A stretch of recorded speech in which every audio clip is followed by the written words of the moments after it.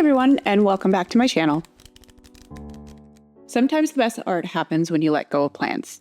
Today, I'm taking you on a journey through a sketchbook moment that got a little bit out of hand, where one action took me a little bit further than my original plan.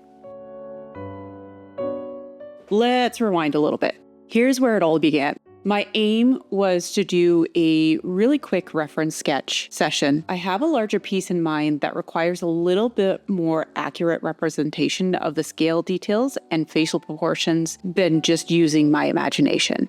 So this was meant to be a brief experiment with some really loose scribbles and lines. However, as you can see, I did get a little bit carried away. This really drove home the importance of the time management. The irony of the situation is I literally started this channel focusing on time utilization using a timer.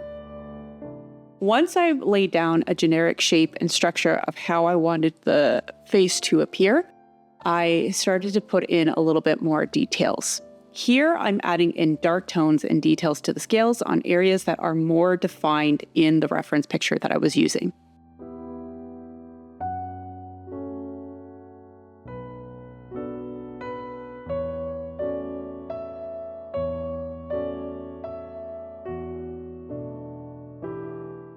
The holiday season has been hectic, and I've been struggling to find dedicated drawing time to even just do a simple, 5-second sketch. Luckily, I was able to find a window of opportunity to practice for a future project that has been kicking around in my brain for quite some time, and it did spiral out of control. I paused here because I was contemplating whether or not to shade the full picture or stick to my original plan. This is where I think I made the mistake and made more work for myself. Ultimately, I decided to shade the full area. I wanted to create a mid-tone that I could build upon and take away from using an eraser. I wanted to cover the whole area, which is why I was going outside of the snake's outline. Don't freak out. Trust the process. I have every intentions of going back over it with an eraser later on to clean up the snake and the outline.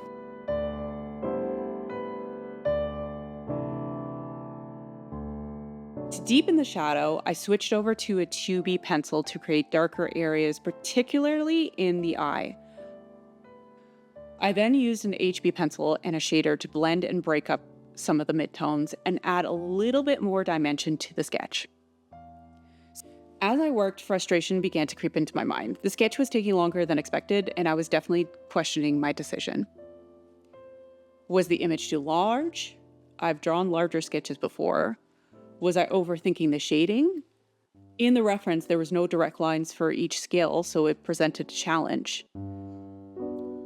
What was I doing wrong? Despite the initial frustration, I did begin to find the complexity a little bit more rewarding the more the image took shape. As time went on, I did have a sense of growing satisfaction with the overall outcome of the drawing. In fact, outside of recording, I did find myself entering my Zen place, which often accompanies me when I do art, and one of the reasons why I do art. Now, as a reminder, the sketch evolved beyond my initial intentions. This was literally just supposed to be a quick thumbnail idea. And it plays an often reminder that art often has a mind of its own. You can have a plan, you can have step-by-step guides, but sometimes the pencil takes on its own life. The abundance of scribble scratches and the loose lines on the underlayer did add a unique personality and imperfection to the sketch that actually really shined. It was a happy accident, and I'm quite pleased with the outcome.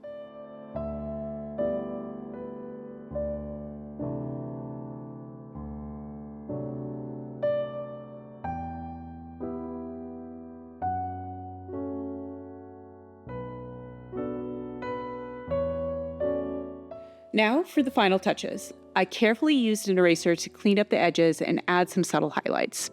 Being left-handed, I do have to take extra caution to avoid smudging the graphite. So once I was finished, I did end up spraying it with the fixative just to lock it in so I didn't have to worry about this sketch while I worked on the over one. Now, this is only my first one. In this recording, you're only going to see 2, but I did end up sketching out about 4 rough sketches. Now, side note, this took longer than I planned, so I did have to put it aside to tackle some long overdue holiday chores.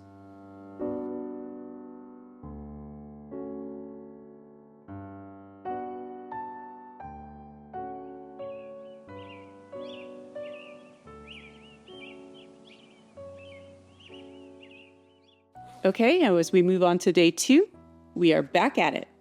I managed to squeeze out some time the next day, and I started with the same steps that I used yesterday, but had a little bit more focus on getting the shapes and structure in place.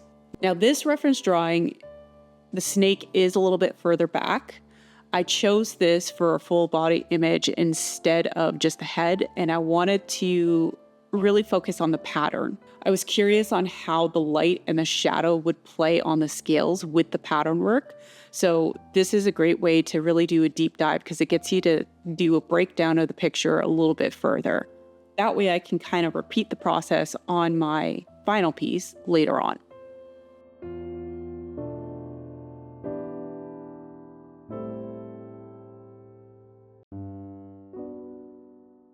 Now, I did make an attempt to do a hard outline to see if I could speed up the process and just keep in mind for myself as a reminder that this is just supposed to be a quick gesture drawing compared to the last sketch. And I was hoping to save a little bit more time off my clock so that way I could work on more practice stuff.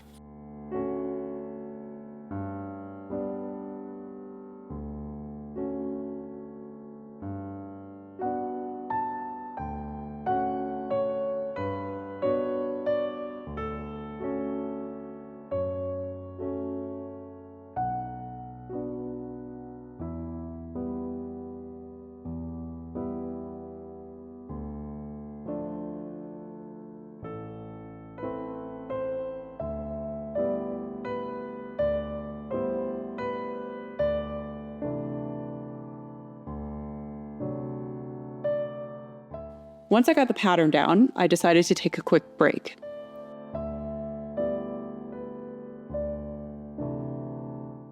New year, new me, so I did start going back to the gym and I've been feeling a little bit sluggish lately. So I did take a quick coffee break around 1 o'clock, hoping to give myself a second winning for the rest of the day. Because even though I may have been able to carve out some time to sketch, I do still have quite a bit of a chores list to do. Christmas lights need to be taken down, tree needs to be disassembled, everything needs to be dusted, put away, taped up. It's always fun. Back to work. I got into the rough shading right away for the full snake once I returned. I decided to go back over some of the line work with mechanical pencil just to emphasize areas in the face and kind of pre-map out the area that I will know will have high contrast. As you can see, I repeated the same mistake. I never pinpointed down from yesterday where I ended up going wrong before jumping into this sketch.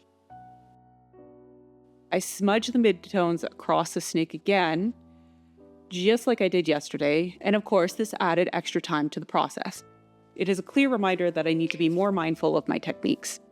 Interestingly though, the smudging actually led to quite a bit of a happy accident. I used the smudger to create more realistic branches for the tree stump. The smudged look added a nice, natural, chaotic sense to the piece instead of just this stiff pole line sitting in the middle of the drawing. So I started to add different values around the markings and on the markings of the drawing to break up the pieces. I have to use more scratchier circle patterns to get more gradients from light to dark, depending on where I needed it. I also took a kneaded eraser to clean up some of the lighter marks on the snake to give it that extra pop of contrast.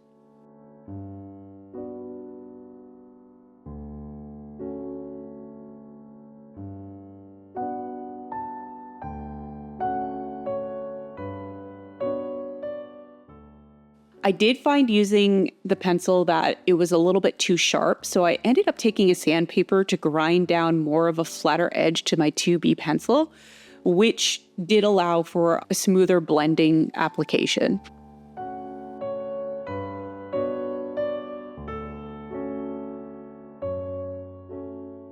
I started cleaning up the edges of the snake with the eraser.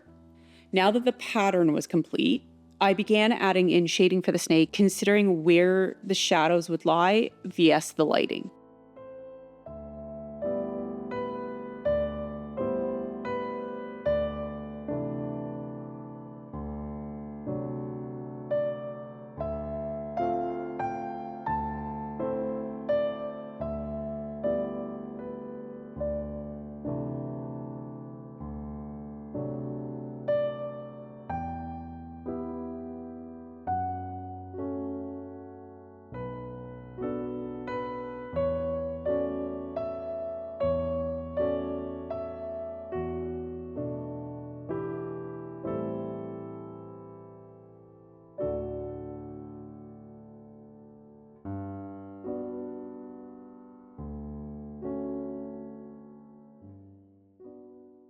One of the best things about the kneaded eraser is if you're using it, it doesn't pick up all of the graphite from the page. So this allows you to add in different levels of tone into the image. By using a tapping motion to pick up the graphite and lower the contrast in that highlighted area, I was able to add that extra layer of dimension. I added in some final details and lines to tie it all together, leaving notes for myself of things that I had learned and I can take away with that I can reference back to in the future. Artists are their own worst critic. I see a lot of imperfection in this sketch. Even though I'm pleased with the detail and the realism that I actually was able to achieve, it's hard to say if it's truly finished. Even though both were just supposed to be quick sketches, it's in that in-between of completed and incomplete in my mind. For future reference studies, I'll prioritize defining stronger shapes and hard lines before adding in any shading. Introducing the value work too early into this piece made it more complex and less defined. This also resulted in unexpected time investments when it was just supposed to be a quick reference. I think it's time to re-implement the timer. I hope you enjoyed this little behind the scenes look of my sketching process for the day. Let me know in the comments what your thoughts are on finished sketch. I'd love to know your opinion. And don't forget to like and subscribe for more art adventures. Until next time, happy creating. Go touch P. Bye.